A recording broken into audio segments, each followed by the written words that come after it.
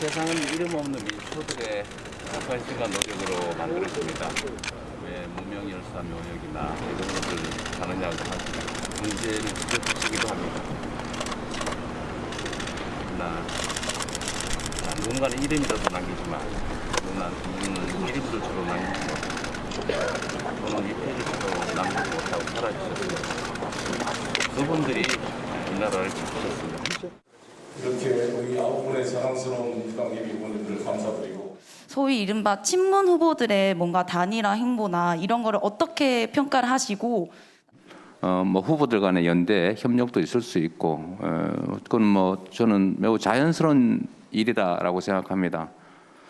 저도 뭐 가능하면 또 연대도 한번 해보고 싶은데 잘 안 되긴 합니다만.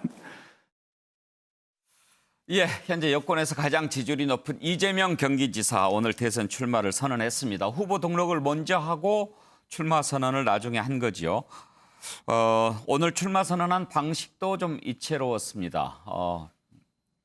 윤석열 전 총장 엊그제 했는데 그런 형식이 아니고 영상으로 출마 선언을 했는데요. 먼저 그 모습을 한번 보실까요? 그리고 나서 얘기를 나눠보겠습니다. 저 이재명은 지킬 약속만 했고 한 번 한 약속은 반드시 지켰습니다. 성남시장 8년, 경기도지사 3년 동안 공약 이행률이 90%를 넘긴 이유가 바로 그 때문입니다. 주권자 중심의 확고한 철학과 가치, 용기와 결단, 그리고 강력한 추진력으로 저항을 이겨내면서 성과로 증명했습니다. 위기를 이겨온 사람만이 위기를 극복할 수 있습니다. 기회는 누구나 활용하지만 위기를 기회로 바꾸는 것은 아무나 할 수 있는 일이 아닙니다. 위기가 더 많았던 흑수저 비주류 출신이지만 위기를 기회로 바꾸면서 성과를 만들어 온 저 이재명이야말로 위기의 대한민국을 희망민국으로 바꿀 수 있습니다. 네, 영상으로 저렇게 구성을 했습니다. 자, 네 분 패널 나오셨습니다. 김영주 전 민주당 의원, 김준혁 한신대 교수, 윤기찬 국민의힘 법률위원회 부위원장, 최경철 매일신문 편집위원 함께합니다. 어서 오십시오. 네, 안녕하세요. 네, 반갑습니다. 김영주 의원, 그 대선 출마 영상 보셨죠? 네. 앞부분은 저렇게 흑백으로 자신의 스토리를 쭉 이렇게 보여주다가 나중에 또 공약할 때는 컬러로 딱 바뀌면서 또 했던데 네. 새로워 보이더군요. 그렇습니다. 이제 그 출마하는 포맷부터 바꿨고 예. 또 그것을 릴리즈하는 시점도 아침 일찍 릴리즈가 7시 반에 됐다고. 했어요. 예, 그래서 상당히 기존의 어떤 스테레오타입화된 그런 예. 것보다는 훨씬 그걸 뛰어넘었고 그동안은 정말 준비 많이 했구나라고 느낄 수밖에 없는 정도로 깔끔하게 했고 이제 윤석열 총장하고 비교되는 것은 이제 단어 워딩에 있어서 윤 총장이 뭐 자유민주주의 체제, 상식, 공정 이렇게 얘기했다면 예. 위기라고 하는 단어를 많이 썼고 그랬어요. 위기 속에서 국가에 대한 책임 또 그것과 이 양극화의 문제 이런 부분들을 자기의 주제 기본소득이라든지 경제 강한 국가 이런 것으로 이 여당 후보다운 모습 그리고 이제 적통자의 모습들을 보강해 갔다라고 하는 것이 좀 믿음직스럽게 보이는 그동안의 이재명의 조금 약점을 상당히 많이 보강한 것 같은 느낌을 분명히 받았습니다. 예. 자신이 어렸을 때 이렇게 썼던 일기도 공개하고 그랬던데요. 김준혁 교수께서 보시기에 어떤 점이 가장 눈에 띄었습니까? 저는 사실은 깜짝 놀랐었습니다. 예. 뭐제 지인들이 저한테 야 이거 굉장히 감동적이다 뭐 이렇게도 연락이 왔었는데 저는 억강부약이라고 하는 단어 예. 또 굉장히 실용적 사고에 대한 이야기 특히나 이제 그 정책은 누가 독점하거나 혹은 뭐 특허를 갖고 있는 게 아니다라는 뉘앙스로 어쨌든 굉장히 실용적 사고라고 보는 거죠. 많은 정치인들이 좋은 정책이 있으면 그 정책이 꼭 내가 하지 않았다 하더라도 이 정책을 받아들여서 실용적으로 대한민국에 대전환을 하겠다. 특히나 대전환이라는 것 자체가 박영선 전 서울시장 후보가 서울시 대전환 이렇게 이야기했던 부분에 대해서 본인이 이제 이 대전환을 대한민국 대전환을 쓰면서 새로운 강한 리더십을 보여주겠다라고 하는 그런 모습들을 보이면서 아마도 오늘 그 대선 출마 선언 이후에 지지율이 상당히 올라가지 않을까 하는 그런 생각을 좀 했었습니다. 예. 특히 뭐 공정성 확보 확보, 불평등 완화, 또 지속 성장 이런 부분들 미래의 비전을 제시하는 그런 곳에 공을 많이 들였던데요. 그 부분 한번 볼까요? 공정한 사회에는 꿈과 열정이 넘치지만 불공정한 사회는 불가피하게 좌절과 회피가 잉태됩니다. 규칙을 지켜도 손해가 없고 억울한 사람도 억울한 지역도 없는 나라. 기회는 공평하고 공정한 경쟁의 결과로 합당한 보상이 주어지는 그런 사회라야 미래가 있습니다.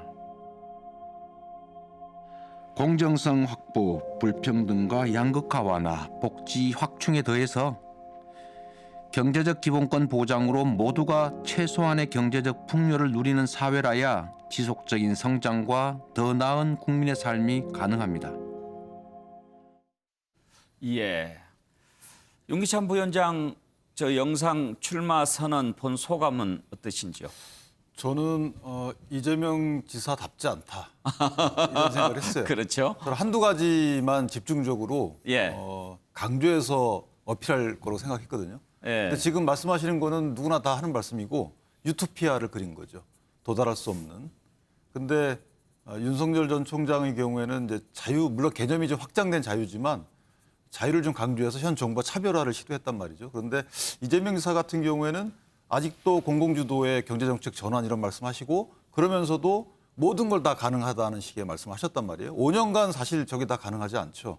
그래서 제가 생각했던 이재명 지사의 출마 선언문의 핵심은 아마 한 두 가지 정도에서 나 이것만큼 하겠다라고 할 줄 알았거든요. 그랬더니 하여튼 대세를 형성해서 그런지 어떤 지지층의 지지도 철회받고 싶지 않은 이런 어떤 욕망 하에서 너무 많은 말씀을 하셨다. 그런 생각이 좀 들었습니다. 예. 아무튼 좀 잔잔하게 이렇게 그 낭송을 하는 그런 형식으로 했는데 평소 이재명 지사의 어떤 그 화법과는 조금 차이가 있었어요. 최경철 의원은 어떻게 보셨나요? 저는 역시 재수생이 수능 시험에서 강세를 보이는 이유처럼 역시 대선도 재수해본 사람이 훨씬 낫구나. 그냥 바로 들이대는 시험보다는 재수해본 사람이 확실히 시험에서 안정감 있게 답을 쓰는 것 같다. 그렇게 느꼈습니다. 예. 오늘 뭐 여러 가지 다큐멘터리처럼 확 보여주지 않습니까? 예. 사실 동영상 시대여서 요즘 뭐 글을 많이 쓰고 이런 것보다는 영상으로 화끈하게 보여주는 것이 훨씬 좋은 것이고 그리고 오늘 또 염색도 하지 않았습니다. 이재명 지사가 이 머리 가지고 조금 스타일의 변신을 많이 주는데 예. 흰 머리를 계속 하고 나온단 말입니다. 요즘. 그러니까 사실 이재명 지사가 김부선 영화배우와의 관계라든가 형수님과의 관계라든가 이런 부분에서 좀 어떤 유권자들이 저분 좀 날리는 건 아닌가 좀 굉장히 안정감이 없다 예. 이런 평이 많았는데 계속 흰머리를 하고 나오면서 오늘도 말씀도 잔잔하게 하셨어요. 이런 거 보면 안정감을 준다. 역시 네. 다음 대통령은 좀 안정감 있는 사람이 좀 해서 좀 조용하게 공정한 세상을 만들어 나가자는 이런 욕구가 있는데 그런 부분에서 욕구를 파고들었다. 그리고 요즘 그 뉴스 소비가 출근길에 굉장히 많습니다. 특히 수도권 같은 경우는 대중교통을 한 7시 약간 넘어서부터 이용해서 나오기 예. 때문에 그 시간을 노려서 7시 30분부터 동영상을 풀었다. 그렇기 때문에 많은 사람들이 동시에 접속할 수 있는 기회를 열어줬기 때문에 역시 재수생이 시험에서 좀 여러 가지 트릭이 많구나. 아주 기교가 높은 대선 출마 선언이었습니다. 그렇습니다. 앞으로는 이제 이렇게 치밀한 기획 그리고 비대면 시대에 어떻게 하면 국민들에게 더 깊게 다가갈 수 있는가 하는 이런 지점부터 승부가 시작이 된다고 봐야 되겠죠. 또 기자들과 일문일답하는 그런 시간도 가졌는데 역시 기자들 사생활 부분 질문 많이 했지요. 여기에 대해서 이재명 지사 뭐라고 답했는지 한번 들어보실까요? 제가 우리 가족에게 폭언을 한 건 사실인데 지금 다시 그 시절로 되돌아가 본다면 안 그러려고 노력하겠지만 어떨지는 솔직히 잘 모르겠어요. 아시겠지만 저희 형님이 조금 이렇게 정신적으로 건강하지 못하셔서 어머니를 폭행하는 일까지 벌어졌기 때문에 제가 참기가 어려워서 그런 상황에 이르렀습니다. 제가 가족들의 시정 개입이나 이권 개입을 막다가 생긴 것이었기 때문에 우리 국민들께서 그런 점들은 조금 감안해 주시고 또 제 부족함에 대해서는 용서를 바랍니다. 죄송합니다. 김영준 어떻게 보면 저 부분은 정말 피하고 싶지만 끝까지 피하기 힘든 그런 부분일 거예요. 네. 그래서 상대적으로 이게 저렇게 이 시점에서 한 번은 저렇게 정리하고 가는 것이 굉장히 예. 불가분하다. 왜냐하면 이게 맞짝 개념이기 때문에 윤석열 총장의 개인 혹은 뭐 가족 또 뭐 그런 장모 관련된 여러 가지 뭐 파일이 있냐 없냐 하는 부분들이 여러 가지 어떤 신상에 대한 문제들이 연동돼 있지 않습니까? 그러니까 이제 그런 부분에 대해서 어떻게 정리하고 가는가. 예. 그래서 뭐 본인의 인간성을 얘기해서 나는 뭐 다시는 안 하겠다 이런 것도 아니고 지금 다시 생각해보다 어떨지 모르겠다 이렇게 얘기를 하면서도 왜 그렇게 했는가.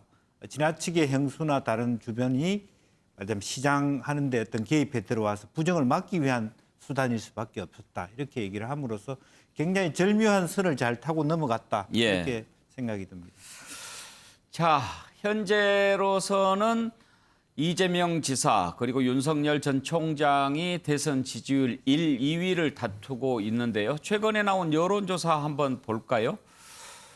이번에는 이재명 지사가 앞선 걸로 조사가 됐습니다. 6월 마지막 주에 차기 대선 후보 적합도인데 윤석열 전 총장이 21% 그리고 이재명 지사가 27% 오차 범위를 넘어섰나요? 예, 지금 이재명 지사가 1위를 나왔는데 윤석열 전 총장이 출마 선언한 이후에 그 효과는 반영이 안 됐을 수 있습니다. 그렇지만 윤석열 전 총장 출마 선언으로 인한 컨벤션 효과 그렇게 높을 것 같지는 않아 보인다는 게 대체적인 관측이기도 합니다. 앞으로 경쟁 어떻게 될 것인지 지켜볼 만한데 이재명 지사, 윤석열 전 총장에 대해서 했던 얘기도 한번 들어볼까요? 저도 이제 우리 윤 전 총장님의 그 기자회견을 나중에 영상으로 봤습니다.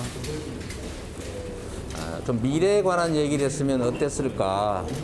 좀 과거의 얘기를 안 할 수는 없겠지만 뭐 그렇게까지 많이 하시나 이런 아쉬움이 좀 있었습니다. 한편으로는 지금 이제 뭐 특수과외까지 받으시면서 열공을 하신다고 하지 않습니까? 이 국정이라고 하는 게 그렇게 호락호락 쉽게 익혀서 될 수 있는 일은 아닌데 아직은 이제 100일 정도 좀 넘은 정도니까 좀 더 공부하시고 채운 다음에 발언을 들어보고 제가 뭐 판단을 해도 판단을 하도록 하겠습니다. 좀 더 열심히 공부하시기 바랍니다. 네, 여유가 넘치네요. 그러면 윤석열 전 총장이 이재명 지사에 대해서 평가했던 내용도 있었죠. 그 내용 한번 들어보죠. 여론조사상 보면 여권에서는 이재명 경기지사가 선두권을 달리고 있고 야권에서는 우리 전 총장님께서 지금 1위를 달리고 계신데 그 이재명 지사를 좀 평가를 한 말씀. 다른 대권 주자나 그 국민들의 그 생각에 대해서 이렇게 평가한다는 것은 좀 적절하지는 않는 것 같습니다만은 우리 기자분께서 물어보시니까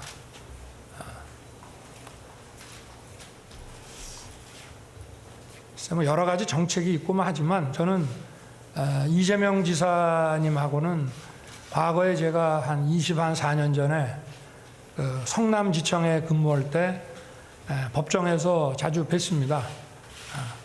굉장히 열심히 하시고 변론도 잘 하셨던 것으로 기억이 나고 그다음에 뭐 개별 정책에 대해서는 제가 오늘 이 자리에서 좀 말씀드리는 것보다 앞으로 이제 그런 말을 할 수 있는 기회가 오지 않겠나 이렇게 보고 있습니다.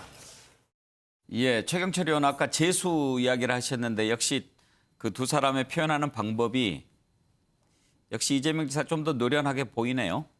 그리고 이재명 지사가 계속 윤석열 총장 보고 공부하라고 하지 않습니까? 나는 작년에 벌써 시험 치고 틀린 오답 노트를 다 갖고 다시 그거 공부 다 해서 이제 거의 완벽하게 100점 가까이 맞았어요. 이재명 지사 제가 인터뷰를 할 때 물어보니까 자기는 시험의 귀재랍니다. 자기는 시험에 대해서 너무너무 자신이 있어서 시험만 치면 자기는 뭐 무조건 뭐 다 됐기 때문에 자기가 소년공을 공장을 7군데를 다녔다는데 그렇게 소년 시절에 공부를 못했으면서도 검정고시 하면서 계속해서 뭐 사법시험까지 붙은 그 전력을 자기가 얘기하면서 자신은 시험만큼은 자신 있다. 그리고 한 번 틀린 거 다시 공부하면 다시는 안 틀린다. 뭐 이렇게 자신감을 내보이던데 그만큼 자신은 지난번 대선에서 자신의 오류들 그런 것들이 이제 다 다듬었다는 것이죠. 그렇기 때문에 윤 전 총장도 이재명 지사에 대한 평가는 조금 자신 없어 하지 않습니까? 괜히 건드렸다가 돌아올 사격을 좀 머뭇거리는 것이죠. 그러한 점이 좀 명령했고 어쨌든 이재명 지사는 계속해서 윤 전 총장 보고 너 공부 좀 더 해라. 뭐 특수과외, 쪽집게 과외 그거 아무리 해도 안 돼. 이번엔 절대 안 돼. 계속 그렇게 사격을 하면서 윤 전 총장을 조기에 뭐 강판이나 낙마시키려는 이런 의도가 충분히 엿보입니다. 예.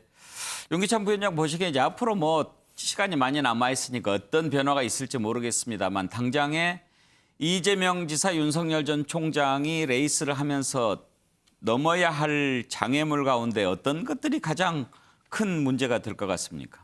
일단 두 분은 서로 공격하지는 않을 것 같아요. 왜냐하면 당내 경선 과정에서 양측이 전부 다 상대방이 있어야지만 국민적 지지를 대세론을 더 확장시킬 수 있거든요. 그래서 아마 제 생각에는 당분간은 밀월 관계를 유지할 것이다라는 생각이고 어찌됐든 두 분 전부 다 이 검증 단계가 아무래도 좀 문제가 되겠죠. 또 하나는 이제 정책적인 면인데 특히나 윤석열 전 총장의 경우에는 본인의 그 방법론이 국가가 관여하는 것을 최소화시키는 이런 정부 형태를 얘기를 하고 있기 때문에 비전이 나올 수가 없어요. 큰 비전이 그림을 그려놓고 이것을 국가가 취해가는 형태의 통치를 추구하지 않겠다는 취지이기 때문에 이재명 지사가 그걸 정확히 본 거죠. 그러니까 미래 비전을 내놔라 하는데 윤석열 총장의 통치관에 따르면 국가가 미래 비전을 미리 그려놓을 수는 없는 것이거든요. 다만 국가 개입이 최소화되고 얘기했던 것처럼 전 생애에 걸쳐서 국민의 공정을 추구하겠다라는 말은 그 제도적 예를 들면 연금개혁 같은 경우에 제가 또 얘기를 하지만 연금개혁의 경우에는 어떻게 보면 미래 세대와 현 세대 간의 공정 문제가 불거질 수 있는 것이거든요. 이런 식으로 어떤 화두를 던져놓고 거기에 맞춰서 통치를 해나가겠다는 어떤 주의이기 때문에 이 부분에서 이재명 지사와는 통치관이 완전히 다릅니다.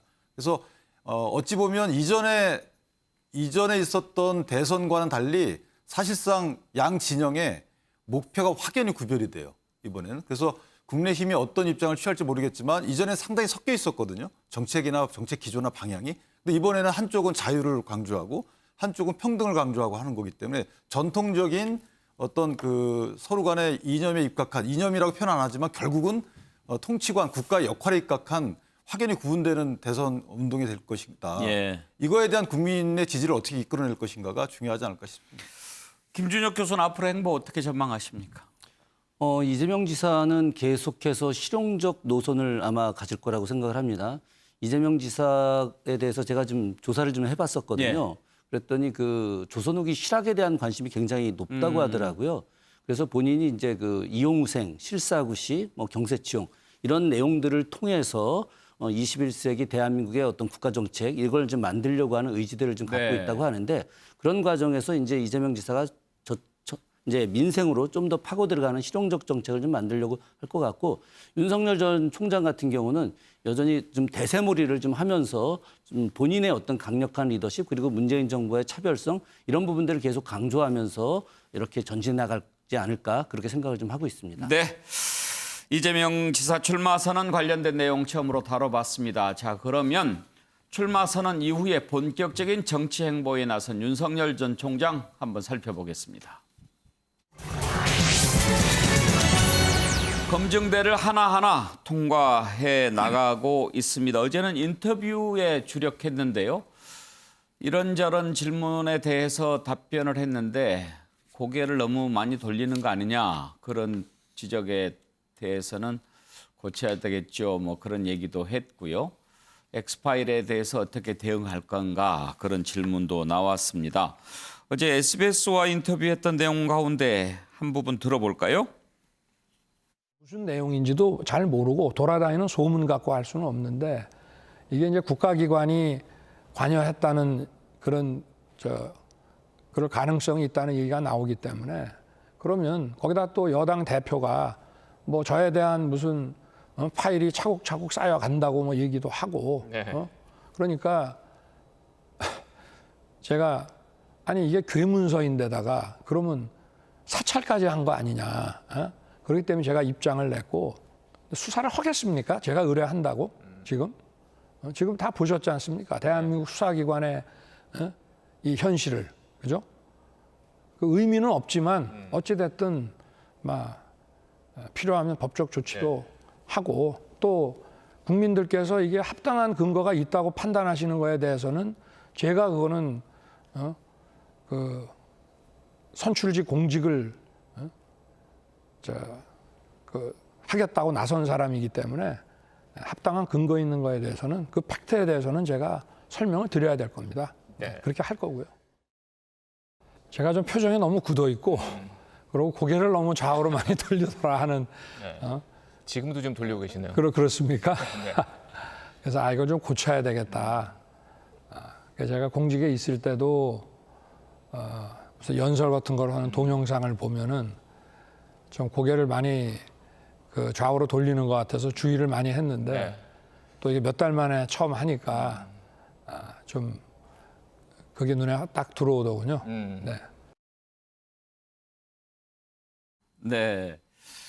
글쎄요. 김영주 의원 저 모습도 많이 보면 또 익숙해질 수도 있는데. 네. 아마 이제 뭐 도리도리라는 말이 뭐 최민희 의원이 그렇게 붙였는지 모르고 또 일부 언론에서는 뭐 700매트를 돌렸다고 얘기하는데 사실은 뭐 전체 메시지를 보지 않고 그 얘기를 지적하는 것은 그렇게 건강하다고 볼 수는 없습니다만은 저 말 하나가 갖고 있는 전문성으로 얘기하면 그걸 인식소라고 그럽니다. 인식소? 예, 영어로 에피스테메라고 이제 단어도 있는데요. 이제 도리도리라고 하는 얘기가 듣는 순간 윤 총장이 하는 말은 하나도 안 들리고 고개 돌리는 모습밖에는 안 보여요. 그런 효과들이 있거든요. 실제로 시청자들이 보실 때 이제 그게 인식소입니다. 그 소는 뭐 둥지라는 뭐 아니 원소할 때 소자입니다. 그래서 그런 저 포인트에 꽂혀 있게 되는 거죠. 도리도리 윤석열 그러면 윤석열이 머리 돌리는 것밖에 안 보이는 거예요. 저 사람이 지금 무슨 말을 하고 있을 텐데 이제 그런 것이 굉장히 그것까지 의도로 했는지는 모르지만 상당히 가슴 아픈 부분이고. 하긴 어제 메시지 전문가 얘기 들어보니까 이렇게 그 전달을 할 때 그 말보다도 태도, 그렇죠. 특히 이런 것이 훨씬 더 영향을 많이 끼친다고 그러니까 하더라고요. 넘버벌 커뮤니케이션인데요. 그랬을 때 굉장히 이제 단편적으로 보기에는 긴장을 많이 하셨구나, 많이 돌린다라고 하는 것은 이제 그런 부분이 있을 수도 있고 여러 가지 뭐 디펜스도 할 수 있습니다만 그래서 아마 참모들이 지적을 많이 했을 것 같고 또 언론에서 지금 편집을 할 때도 조금 편집하면 고개를 너무 많이 돌려서 편집 자체가 안 된다는 정도 얘기까지 나오고 있기 때문에 아마 본인도 그런 정도를 가장 유념해서 그러니까 뒤에 틀어준 게 어저께 첫 번째 SBS 인터뷰에 먼저 그 도리도리 이야기를 본인이 하신 거거든요. 아마 고칠 겁니다. 그리고 첫 번째 질문에 대한 이제 그 우리가 들었던 녹취 가운데 첫 번째 답변이 아마 엑스파일 관련인 것 같은데 그럼 뭐 내가 뭐 수사 의뢰한다고 수사하겠냐 그렇게 얘기하지 않았습니까? 그런데 전체적으로 출마 선언에서도 그렇고 방금도 그런 표현에서 보면 뭔가 좀 분노 그런 게 조금 있는 것 같아요. 이제 그것이 이제 어떻게 보면 이제 윤석열의 특징인데 그게 한계가 되면 본인이 치고 못 나간다고 보여집니다. 그러니까 방금 그 표현에서 보여지는 것은 국회에서 보여지는 모습입니다. 지금 수사를 하겠습니까? 이렇게 대드는 그런 모습이 국민들의 공감을 가는 아마 윤석열 총장을 지지하는 분은 시원하다고 얘기할 수 있겠습니다만은 사실은 분노만으로 대통령이 될 수 있느냐 이런 문제도 될 수 있는 거거든요. 다만 또 제가 실제적으로 말하는 윤봉길 기념관에서의 답변은 국민이 판단할 문제다라고 넘어갔는데 어제 SBS 인터뷰에서는 불법적인 게 있으면 내가 뭐 그야말로 뭐 법적으로 해결할 거는 해결하고 이렇게까지 갔단 말이에요. 그런 일관성들에 약간 또 의문점들도 든다. 이제 그런 생각이 듭니다. 김준혁 교수는 이제 그 출마 선언 이후에 우리가 지금 처음 보는데 출마 선언 전체적으로 어떻게 보셨는지 그 얘기를 좀 먼저 들어보고 싶습니다. 저는 그 출마 선언을 보면서 사실은 좀 깜짝 놀랐습니다. 왜 놀랐냐면 이재명 지사도 보고 깜짝 놀랐는데 예, 많이 이것도 깜짝 놀라시네. 예. 왜 놀랐냐면은 과거에 이제 김대중 대통령, 김영삼 대통령 뭐 혹은 그 이렇게 대선할 때 막 진짜 10만, 20만씩 모여서 엄청난 연설을 했지 않습니까? 저도 대학 다닐 때 가서 본 적도 있었는데 규모는 좀 작지만 그런 느낌을 받았어요. 그 열렬한 지지자들. 그래서 야, 이 사람의 어떤 그 대선 출마 선언이 이 축소된 과거의 어떤 시절의 모습 같은 거로구나. 그런 생각을 좀 하면서 아, 이 굉장히 뛰어난 그런 리더십 같은 것들이 보여줄 수 있겠다. 그런데 여기서 저 하나 좀 느꼈던 건 뭐냐면은 조금 이분이 감정 컨트롤을 좀 해야 될 필요가 있겠다. 지도자는 말이죠. 모욕도 참아야 되고 감정도 드러내지 말아야 되거든요. 한신 같은 경우가 과거에 대장군으로 나가기 직전에 건달들 가랑이 사이로 지나갔지 않습니까? 이런 것들을 조금 더 배운다면 그래서 역으로 다 지도자가 문재인 정부 때 핍박받았던 뭐 이런 내용들을 갖다 강조해서 야, 이 정부 잘못된 거다. 우리 그러지 바꿔야 된다. 이렇게 할 것이 아니라 내가 비록 그렇음에도 불구하고 나는 그것보다 더 뛰어난 대한민국을 만들겠다라고 하는 미래 비전을 보여주는 모습을 보여줬어야지 어떤 윤석열의 강한 리더십. 그래야지 거기에 있던 많은 지지자들이 더 열광하지 않았을까 하는 그런 생각을 했습니다. 그때. 예. 자, 향후 정치 행보에 대한 입장도 밝혔지요. 한번 들어보겠습니다. 그 입당 문제보다는 정권 교체가 저는 더 우선이고 또 정권 교체를 하는데 국민의힘과의 그 연대 또 만약에 필요하다면 입당도 할 수 있는 문제고 공정과 이 상식 법치를 그 위반하는 이런 행태들에 대해서는 분노하고 외면하는 그런 분들도 다 만나보고 그 정권 교체를 위한 전략 문제는 그리고 나서 결정을 해도 저는 늦지 않겠다라고 생각하고 있습니다. 윤기찬 위원장 일단 당장 입당하지는 않겠다 그런 얘기인 거죠. 그렇죠. 뭐 산업화를 이룩한 세력과 민주화를 이룩한 세력과 다 함께 그러니까 자유민주주의 가치를 공유하는 한 다 함께 같이 하겠다라는 걸로 봐서 예. 당장 국민의힘에 입당하지는 않을 걸로 예상이 되고요. 더군다나 이제 국민의힘이 지지율이 많이 높기 때문에 사실은 국민의힘 자체만으로도 당선 가능성이 있다라고 생각을 많이 해서 당내에서 많은 주자들이 많이 나오고 있단 말이죠. 그런 상황에서 윤석열 전 총장의 장점을 지키지 않는 한 국민의힘 내부에 들어와서 견뎌내기 어렵다. 그러니까 예를 들면 뭐 중도층의 지지를 좀 더 많이 받는다든가 예전에 안철수 대표가 견뎌왔던 부분이 차이는 크지 않지만 어쨌든 몇 퍼센트 정도의 국민의힘의 부족한 부분을 갖고 있었던 것이 어떤 장점이 돼서 계속 연대론이 있었던 거라서 윤석열 전 총장의 경우에도 본인만이 갖고 있는 그리고 이것이 없으면 정권 교체가 안 되는 이런 여러 가지 새로운 지지층을 갖고 있어야 되기 때문에 아마 그런 것들을 구비할 때까지는 기다리지 않을까 이렇게 예상이 됩니다. 이준석 대표는 여기에 대해서 어떤 입장을 밝혔는지 한번 들어볼까요? 저는 윤석열 전 총장의 출마 선언 메시지를 보고 크게 저희와 생각이 다르지 않다는 것을 느꼈고 제3지대론을 펼칠 만한 어떤 근거가 되는 이야기를 보지 못했습니다. 그렇기 때문에 저는 윤석열 전 총장께서 저희와 함께 하실 거라는 생각을 갖고 있고요. 그래서 저도 조급하지 않게 다만 전체 전략상 늦어지는 것도 피로감을 유발할 수 있는 부분이기 때문에 그 부분은 뭐 저희 당에서 너무 당기지도 너무 밀지도 않는 밀당은 너무 강하게 하지 않는 형태로 지켜보도록 하겠습니다.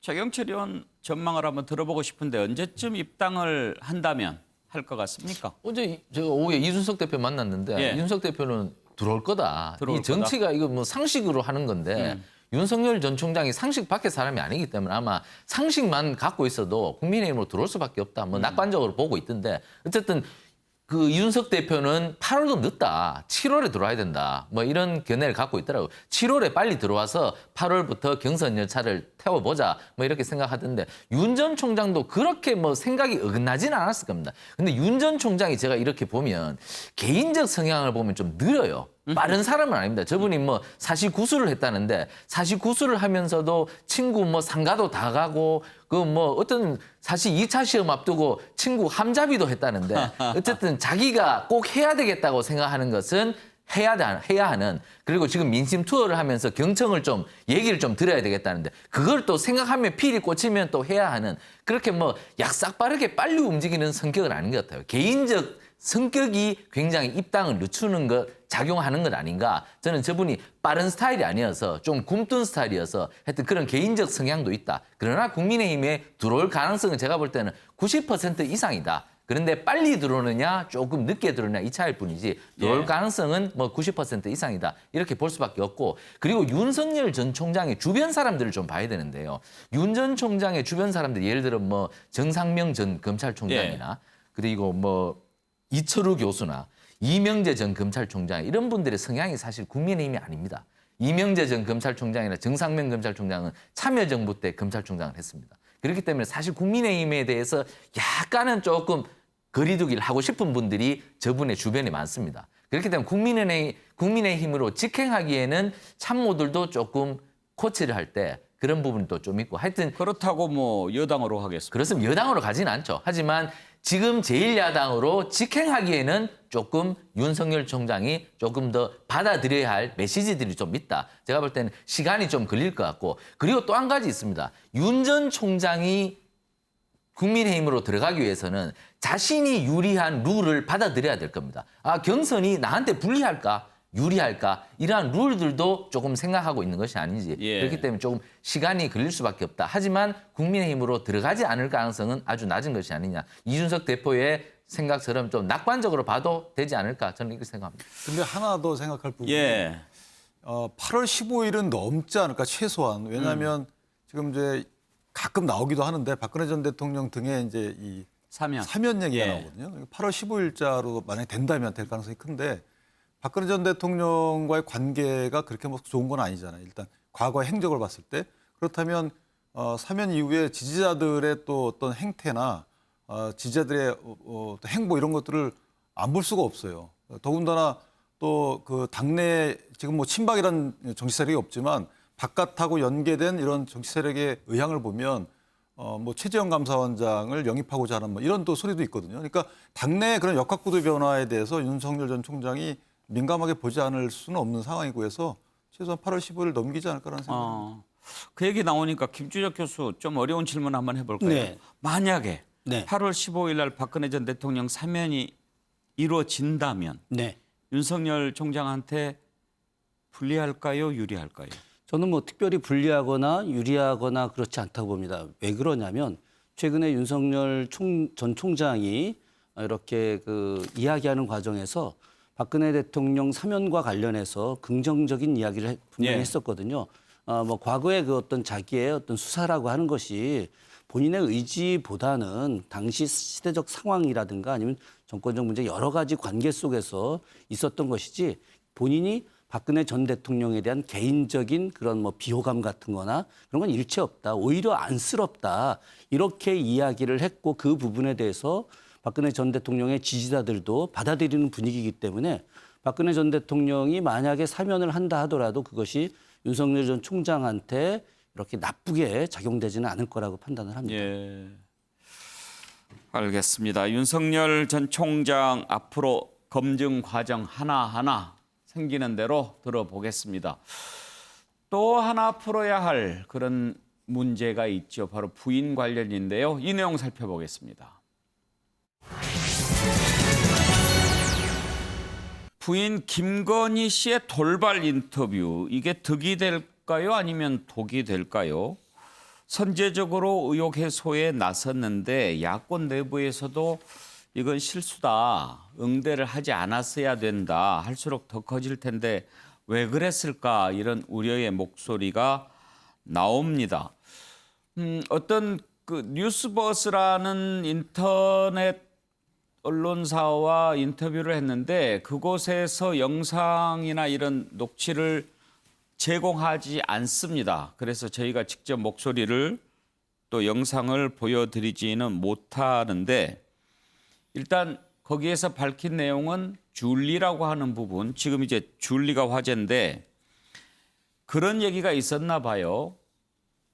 이른바 이제 뭐 돌아다니는 그런 그 찌라시라고 하는 문건에 김건희 씨가 옛날에 유흥업소에서 줄리라고 하는 이름으로 일을 했다. 뭐 그런 얘기가 나왔는데 이런 일이 있었나? 많은 사람들이 잘 알지도 못했는데 오히려 본인이 해명을 한 겁니다. 내가 줄리니 뭐 호텔의 호스티스니 이런 얘기가 다 나오는데 기가 막힌 얘기다. 뭐 전혀 사실이 아니다. 나는 그동안 공부를 많이 했다. 석사학위 2개, 박사학위 1개 있다. 내가 언제 그런 일을 했겠느냐. 나중에 줄리를 한번 취재해 봐달라. 줄리를 해야 될 아무런 이유가 없는 사람이다. 이렇게 해명을 했습니다. 김영주 의원은 혹시 줄리 얘기 들어보셨어요? 뭐 그런 얘기를 들어보기는 했죠. 깊이 있게 뭐 찾아보거나 그렇게 하진 않았습니다만은 저런 얘기가 있었나요? 예, 있었죠. 그래서 특히 최근에 저기 코로나 때문에 자가격리가 되는 사람들이다. 그러다 보니까 여러 가지 떠돌아가 다니는 뭐 이야기, 찌라시 같은 뭐 또 진짜인지 가짜인지도 모르는 이야기들이 있었는데 우리가 뻔히 이제 국회에서도 얘기했다시피 뭐 그 조지 레이코프가 쓴 코끼리는 생각하지 마 그런 책이 한때 있었지 않습니까? 지금 이제 야당에서도 그런 얘기를 하는 거죠. 사실 여부와 상관없이 계속 줄리 하는 것이 과연 본인한테도 이렇겠는가? 그래서 김종인 전 그 비대위원장도 이 문제는 응대를 안 하고 자신 있으면 그냥 통과하는 것이 좋았겠다는 생각이고 또 하나 들은 것은 지금 뉴스버스라고 하는 왜 잘 국민들이 모르는 매체를 통해서 저런 얘기를 하게 됐을까의 의문. 그것도 궁금해요. 네. 그리고 또 하나는 뭐 제 집사람 반응만 하더라도 이제 내가 석사도 받고 박사도 받았다니까 정작 그 김건희 씨의 학력을 막 조사하기 시작하고 이렇게 되어 계속 물고 늘어지게 됩니다. 뭐 본인이 정확하게 자기 이야기를 했을 거라고 봅니다만은 만에 하나라도 오기가 있다든지 혹은 뭐 이 거짓이 있을 경우에는 상당히 피해가 커지게 되는 원치 않았던 그런 결과를 맞게 되는 부분이기 때문에 과연 야당에서도 상당히 걱정하고 있는 분위기인 것 같습니다. 그런데 김준혁 교수 어제 그 질문이 하나 기자한테 나왔는데 국회 소통관을 찾았을 때 윤석열 전 총장은 마치 모르는 것처럼 그렇게 반응을 했단 말이에요. 나 뭐 보지 못했다. 집에 가서 확인해 보겠다. 그렇게 이야기를 했는데 저렇게 중요한 일을 남편과 상의 없이 그렇게 한다는 게 이해가 안 되는데 만약에 상의를 했다면 내가 정면 돌파하라고 했다. 그렇게 얘기하는 게 더 정직한 게 아닌가 싶은데 어땠을 것 같아요? 글쎄 저도 사실은 좀 이해가 잘 안 갔습니다. 저건 굉장히 중요한 내용 아니겠습니까? 사실 여야 의원들 혹은 뭐 여야 정치인들 모두가 왜 본인 스스로가 줄리라고 했느냐라고 이야기할 정도로 이건 굉장히 중차대한 문제인데 이 부분에 대해서 이제 남편과 상의를 하지 않고 단독으로다가 인터뷰를 했다라고 하는 것은 또 일반적인 상식으로 보기에는 좀 쉽지 않은데 근데 이제 좀 더 보자면은 김건희라고 하는 분 자체가 나름의 어떤 사업을 지금까지 해왔던 사람이고 또 독자적으로 기업을 운영해 왔던 사람이고 이 부분에 대해서 본인이 역으로 남편을 위해서 본인이 이 문제를 독자적으로 좀 풀어서 해결을 하겠다라고 하는 그런 의지 속에서 한 것이 아닌가 하는 그런 생각은 좀 개인적으로는 좀 들었는데요. 그런데 저는 약간 그 부분은 좀 실수가 아닐까. 이 부분과 관련해서는 사실 대선 전체에서 굉장히 중요한 부분이기 때문에 윤석열 전 총장의 어떤 대선 캠프에 있는 참모들과 충분한 상의 속에서 풀었어야 되는 것이고 또 관련해서 좀 대형 언론사하고 같이 논의를 해서 해결하는 것이 좋았을 텐데 사실 뉴스버스라고 하는 언론사는 우리 국민들이 거의 대부분 모르는 언론사이기 때문에 그런 인터뷰에 대한 신뢰성도 좀 더 약한 상황이 아닐까 그런 생각을 좀 해봅니다. 예. 야당 내에서도 하지 않았으면 더 나았을 텐데 그런 얘기가 나오긴 합니다만 여야의 반응을 한번 들어보실까요? 배우자가 이렇게 빨리 등판한 후보가 처음인 것 같습니다. 굉장히 빨리 나와서 또 언론에 노출이 됐는데요. 글쎄요, 이게 어떤 파장을 일으킬지요. 그 여러 소문이나 이런 것들이 있었기 때문에 해명을 하기 위한 것 같은데, 언론을 잘 아는 분들의 판단은 대개 이런 경우에는 이 직접 나오는 것이 굉장히 불리하다, 뭐 이런 이야기를 하시죠. 어떤 판단에서 했는지는 모르겠습니다. 부인이 갑자기 인터뷰를 해서 제가 깜짝 놀란 거예요. 네. 응대하지 말아야 되는데 왜 응대를 했을까? 아마 엄청 억울했나 보다. 예. 그렇지만 앞으로는 진짜 이것도 조언인데요. 예. 그 응대를 하지 말아야 됩니다. 응대를 하면 할수록 이게 더 이게 뭐 커지죠. 진짜 커져버리잖아요. 나는 그 치명적으로 실수했다. 그 하는 거 아니에요. 상대방이나 누구라도 그런 이야기는 정치판에서 하기가 어렵습니다. 본인이 물꼬를 터버렸으니까 진위 여부에 대해서 지금 국민들이 이제 집요하게 검증을 하려고 들 거 아니에요. 대응할 만한 성질의 것이 아닌데 너무 일찍 그걸 갖다가 객관화시키고 일반화시켜가지고 과연 윤 총장한테 무슨 덕이 되겠느냐. 공개되는 것 보고 잘못 판단했다. 윤기찬 부위원장은 어떻게 생각하세요? 잘한 것 같습니까? 아니면 잘 못한 것 같습니까? 어떤 개인의 혹시 억울한 마음이 있다 그러면 해명하고 싶었겠죠. 그런데 문제는 뭐냐면 그 해명에 따른 객관적으로 증명할 수 있는 시간이 그렇게 많지 않다는 거죠. 그러니까 대선까지 얼마 안 남았기 때문에 그와 관련된 여러 가지 말들만이 이제 난무할 것이고, 또 거기에 관련된 분들이 또 하나둘씩 또 얘기를 시작할 것이고, 그럼 그 얘기하는 내용들이 진실인지 여부에 대해서는 추후에 밝혀질 것이고, 하다 보면 대선 전략상으로 보면 마이너스죠. 그래서 저는 개인적으로 만약에 전략적 생각이 있다 그러면 지금 내가 아니라고 분명히 했다. 그러니까 앞으로 이렇게 얘기하게 되면 이것은 허위사실의 명예훼손이냐, 공직선거법 위반이냐, 이런 정도의 만약에 의도가 있다 그러면 이해를 하겠는데, 그런 게 아니고 단지 억울해서 만약에 그 얘기를 특정 매체를 통해서 했다 그러면 그것은 전략상으로는 실수라고 보고요. 그 특정 매체도 창간된 지 한 달 정도 되는 매체라서 저는 뭐 왜 그렇게 됐는지 상당히 좀, 그분 매체를 창간한 사람도 정치를 했던 사람이에요. 그래서 상당히 좀 이해가 안 가는 그런 부분입니다.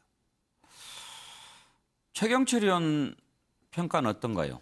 대선 캠프에서 제일 중요한 게 사실 네거티브 대응팀인데, 그 네거티브 대응팀이 지금 윤 전 총장 캠프에는 인원이 그렇게 많지는 않습니다. 그렇기 때문에 많은 것을 지금 확인하고 많은 것에 대해서 대응을 하기가 어렵습니다. 그렇기 때문에 지금 이게 너무 빨리 그 엑스파일이 등장을 했고, 이 부분에 대해서 미처 대응을 못하는 측면이 있습니다. 그리고 김건희 여사가 뭡니까? 김건희 씨가 그 정치를 안 해본 남편을 두고 있기 때문에 정치인의 아내가 또 안 해봤고 하기 때문에 지금 여러 가지 부분에서 갑자기 전화가 걸려오면 어떻게 대응할지를 잘 모르는 거죠. 예. 그렇기 때문에 이게 말 한마디가 엄청난 폭탄이 터질 수 있고, 말 한마디가 하나의 뭐 수류탄이 될 수도 있는데, 이 말 한마디를 너무 언론에 쉽게 말씀하신 게 아닌가. 이게 좀 더 참모들하고 의논을 하고, 그리고 의논한 것에 따라서 적절하게 대응을 했어야 하는데 이번은 조금 빨랐다. 독단적으로 했다고 보십니까? 저는 그렇게 봅니다. 얼떨결에 전화가 오니까, 아니면 누가 해명하라고. 전화 인터뷰가 아니잖아요. 그러니까 어쨌든 누가가 얘기했으니까, 그러니까 자기가 좀 독단적으로 한 것 같은데. 그러면 윤석열 총장하고 상의도 없이 한 것 같아요? 저는 상의를 안 한 것 같습니다. 예. 저는 상의를 했다면 저렇게 급하게 안 한 것 같은데, 어쨌든 조금 성급하지 않았나. 정치라는 게 부부가 일심동체로 해야 되는 건데, 이 좀 김건희 씨가 좀 앞으로는 조금 말씀을 하시는 데 대해서 참모들 그리고 캠프의 여러 네거티브 대응팀의 사람들과 상의를 한 뒤에 말을 해야지 실수가 줄어들 것 같습니다. 그걸 독단적으로 판단했을까요? 그런데 김영주 의원, 사실 이 대통령의 부인은 일반 공직자의 아내와는 전혀 성격이 다르잖아요. 법적 지위가 부여가 되잖아요. 네. 대통령 부인을 위한 예산도 따로 있고, 네. 그런 점에서 이제 만약에 지금 이제 윤석열 전 총장은 대통령이 되겠다고 하는 사람이니까 대통령이 되면 대통령 부인이 되는 거 아니에요. 네. 그런 점에서 사실 대통령 부인에 관한 부분도 어떻게 보면 검증이 필요한 대목이기는 하죠. 네, 그렇습니다. 이제 그리고 특히 우리나라는 이제 그게 뭐 유교적인지 뭔지 모르겠습니다만은 이제 유경수 여사에 대한 예. 향수, 그러니까 국모에 대한 일정한 공모라고 상을 하는. 갖고 예. 있습니다. 이제 그게 바람직하든 안 하든 이제 그런 부분에 있어서 여전히 이게 이 전부 장승철 소장이 만들어낸 나비 효과라고 할 수 있는데 엑스파일 자체가 법적인 문제하고 전혀 상관이 없어요, 사실은. 그것보다는 그런 어떤 국민들이 바라는 어떤 호감도, 부인에 대한 기대 그런 것에 얼마나 말하면 특히 나이 고연령의 어떤 그 유권자일수록 그런 고민을 하게 된단 말입니다. 이제 그런 부분에 대한 부분이 있고 분명히 그렇습니다. 이제 정말 말씀하신 것처럼 부인에 대해서 뭐 춘추관이나 비서당이 따르고 대통령이 할 수 없는 부분까지 공식적인 행사까지 하시기 때문에 이제 그런 데 대한 검증들이 자연히 있어야 된다라고 생각이 들고 과거에 저도 사실은 뭐 대통령 부인은 아니지만은 이제 박원순 시장 선거 때도 보면은 여사 문제들을 어떻게 할 것이냐 이제 그런 부분이 있어서 이제 강란희 여사 같은 부분에 있어서 그 분이 뭔가 문제가 있고 없고를 떠나서 전체 선거 전략상에서 노출 안 하는 게 좋겠다라는 판단이 있었기 때문에 선거 당일까지 아무 노출 안 했거든요. 그랬어요. 예. 그리고 당일날 같이 투표하는 장면 보면서 저쪽 팀에서 상당히 많이 공격거리가 있을 수 있었는데라는 아쉬움을 표명했단 말이죠. 이제 그런 부분이 지금 현재 초반에 나오는 어떤 조직이 완전히 안 갖춰진 데 대해서 나타나는 작은 실수라고 보여집니다. 예. 아무튼 풍파를 일으켰는데 또 이 부분도 어떻게 앞으로 진행이 될지 지켜봐야 되겠죠. 윤석열 전 총장과 관련해서 한 가지 더 짚어볼 대목이 있습니다. 바로 추미애 전 장관과의 관계인데요. 한번 살펴볼까요? 추미애 대 윤석열, 윤석열 대 추미애. 대선 국면에서 두 사람이 또 만났습니다. 2라운드다 이런 얘기가 나오는데 누가 마지막에 웃게 될까요? 자, 두 사람의 발언 한번 들어보시죠. 그건 뭐 비판답지 않은 어떤 하나의 프레임이라 할 수 있죠. 현재도 정치를 한다는 분들은 언론을 적으로 돌려놓고 검찰을 적으로 돌려놓고 개인 정치를 어떻게 하겠습니까? 다 두렵고 공포스러운 거예요. 그러니까 그걸 회피하면서 하기 좋은 말이 추미애가 윤석열을 키웠다. 네, 제가 키운 윤석열 제가 잡겠습니다. 갈등이 아니고 본인이 뭐 자기 맘대로 한 거지. 저는 뭐 제가 그분을 공격하거나 이런 적은 없습니다. 제가 뭐 그분에 대해서 그분의 저 법무부 지휘권을 제가 박탈을 했습니까? 그분이 무슨 하시는 일을 제가 못하게 했습니까?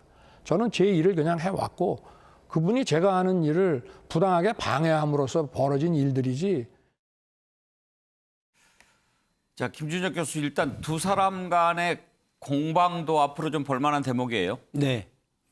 저는 그 추미애 전 법무부 장관이 이번에 어쨌든 그 민주당의 대선 예비 후보이긴 하신데 이분이 그 이제 자기가 꽁잡매 되겠다. 자기가 키운 윤석열, 자기가 이제 정리하겠다. 이렇게 이야기하는 분들 굉장히 좀 뭐라고 할까. 사실은 그렇게 말을 안 하시는 게 더 좋지 않았을까 하는 개인적인 생각을 하고 있는데 아마도 이분이 이제 법무부 장관을 하는 과정에서 윤석열 전 검찰총장이 2013년 12월 달에 법무부 징계위원회에서 있었던 정직 1개월과 관련된 내용에 대해서 아마도 좀 정확하게 자료를 보지 않았을까. 최근에 그 모 변호사가 당시에 그것이 국정원 댓글 사건으로다가 정직 1개월을 맞은 것이 아니라 다른 사건으로 맞은 것이 아니냐라고 하는 이제 글을 올리면서 언론에 많이 이제 회자가 됐었는데요. 아마도 이제 그런 부분 과정 속에서 추미애 예비 후보가 윤석열 전 총장을 갖다 공격하는 것이 아닌가 그런 생각을 하면서 앞으로 두 사람 간의 뜨거운 이런 공방들이 분명히 존재할 것이다라고 좀 생각을 합니다. 최경철 의원, 추미애 장관 지지율이 올라가면 민주당에 도움이 안 될 거다 그런 지적을 하는 분도 있어요. 그렇습니다. 결국엔 윤석열 전 총장을 저렇게 몸집이 크게 키운 것은 추미애 장관이거든요. 그러니까 추미애 장관이 윤 전 총장을 공격하면 공격할수록 윤 전 총장의 반사체적인 빛은 더욱 나게 돼 있습니다. 그렇기 때문에 추미애 장관이 지금 나와서 저렇게 말씀을 하시는 것은 한마디 한마디가 늘어날 때마다 결국에 마이너스로 흐르는 것인데 민주당 입장에서는 추미애 전 장관에 대해서 조금 그 당의 전략상으로 조금 어떤 조치를 취하시는 것이 선거 전략상 유리할 것 같습니다. 예. 자, 끝으로 짧게 한 가지 더 살펴볼 내용이 있습니다. 이준석 대표의 1호 야심작이죠. 토론 배틀로 대변인 뽑기. 일단 성공으로 평가가 됩니다. 최종 4명이 확정됐는데요. 반응이 뜨거웠습니다. 관련된 화면을 잠깐 볼까요? 네가 그린 구름 그림은 깃털 구름이고 내가 그린 구름 그림은 새털 구름이다. 앞집 팥죽은 붉은 팥 풋팥죽이고 뒷집 콩죽은 햇콩 단콩 콩죽이다. 평범한 대한민국 취업준비생도 제1야당의 대표가 될 수 있다는 제1야당의 대변인이 될 수 있다는 것을 보여드리도록 하겠습니다. 상표 붙인 큰 깡통은 깐 깡통인가 안 깐 깡통인가. 우리 집 옆집 앞집 뒷창살은 홑 겹창살이고 우리 집 뒷집 앞집 옆 창살은 겹홑 창살이다. 슈퍼맨보다 더 괴력을 발휘하는 존재가 바로 엄마입니다. 저는 엄마의 힘으로 국민의힘 대변인으로 직진해 보도록 하겠습니다. 재미있게 했네요. 윤기찬 부위원장 뭐 깡콩 안 깡콩 이런 것도 테스트를 했나 봐요. 예전에 뭐 새창살 이런 것도 많이 했잖아요. 그러니까 발음 테스트입니다. 발음 테스트한 거고 저것만 한 것이 아니고 토론도 토론 배틀도 하고 했는데 상당히 저는 기획이 좋았다라고 생각을 하고요. 저희 당의 대선 후보 예비 경선자들이 많이 있는데 그분들도 저런 식으로 했으면 어땠을까. 틀에 잡힌 이런 토론보다는 저런 식으로 2대2 또는 4대4 나눠서 하는 것도 참 좋겠다는 생각이 시청률도 아주 높게 나왔다고 하더라고요. 예, 높게 나왔습니다. 다만 이제 한 가지 제가 조금 불공정할 수도 있다고 본 것은 주제에 따라서 한쪽은 찬성, 한쪽은 반대, 자신의 의사와 상관없이 그러다 보니까 정해놓고 거기에 맞춘 논리를 개발해야 되는군요. 주제가 예를 들면 뭐 윤석열 전 총장이 입당 문제를 어떻게 생각하느냐라고 하는데 그 시청하시는 분들은 대부분 입당을 원한다 그러는데 반대 진영에 서서 할 수밖에 없는 사람들 입장에서 보면 곤혹스러웠겠죠. 그래서 거기서 점수가 좀 깎인 분도 조금 억울한 면이 있잖아요. 이건 제가 이제 우스갯소리입니다. 근데 상당히 좋은 것이고 앞으로 정치인 등용문으로서의 기능도 꽤 할 것이다. 이렇게 생각을 합니다. 일단 4명을 뽑았는데 이제 최종적으로 1, 2, 3, 4등을 정해서 대변인, 수석, 뭐 부대변인 이렇게 준다고 그러죠? 네, 4명 중에 이제 4일날 최종 배틀을 통해서 그중에 상위 랭킹부터 해서 2명은 대변인으로 가고요. 2명은 이제 상근부 대변인으로 역할을 합니다. 6개월간 역할을 합니다. 김영주 의원, 지금 이제 저 토론 배틀이 상당히 인기를 끌었는데 민주당도 저런 걸 보고 뭔가 이제 대선 경선 좀 재미있게 해보려고 하지 않겠어요? 뭔가 좀 잘 해야 될 텐데. 네. 뭐 그래서 그런 뭐 경선 후보들한테도 이제 뭐 국민 면접 같은 그런 방식을 적용한다고 하는데 뭐 새로운 분위기들이 들어오고 다양한 앞으로의 정치 교육이나 민주 시민 교육 방법론들이 아마 새로운 양당 모두에게 들어올 수 있는 계기를 이준석 대표가 만들었다 그렇게 볼 수 있을 것 같고요. 또 그런 의미에서 그런 것들이 조금 더 당내 민주화, 당원들의 역량 강화에 나아갔으면 좋겠다는 생각을 합니다. 최경철 의원은 어떻게 보셨나요? 어제 제가 이준석 대표한테 이거 참 잘했다 물으니까 이준석 대표 이런 말을 이거 처음 한 거 아니에요. 바른미래당 때 내가 한 거예요. 이렇게 대답하더라고요. 그러니까 이준석 대표가 과거의 경험이 이제 차곡차곡 쌓여서 이러한 것들을 이제 접목시켜 나가는구나. 역시 뭐 아까 제가 재수생 얘기도 했지만 정치는 역시 경험이구나. 많은 것들을 이제 이준석 대표가 오래전부터 최고위원 하면서 봐왔던 것들 이런 것들을 이제 접목시키면서 또 크게 기획하면서 국민의힘을 바꿀 것 같은데 어쨌든 대선 관리까지 잘 관리해서 정말 국민의힘이 어쨌든 원하는 정권 교체를 뭐 이뤘으면 하는 것이 뭐 국민의힘을 지지하는 사람들의 바람일 겁니다. 정책도 공모를 한다고 하죠? 그렇습니다. 정책 공모도 하고 어쨌든 이준석 대표가 뭐 아이디어가 많더라고요. 왜냐하면 이 사람이 이 3번이나 떨어졌지만 최고위원 오래 하면서 정치판에 오래 있었기 때문에 그런 경험들이 여러 가지 기획하리라고 봅니다. 네.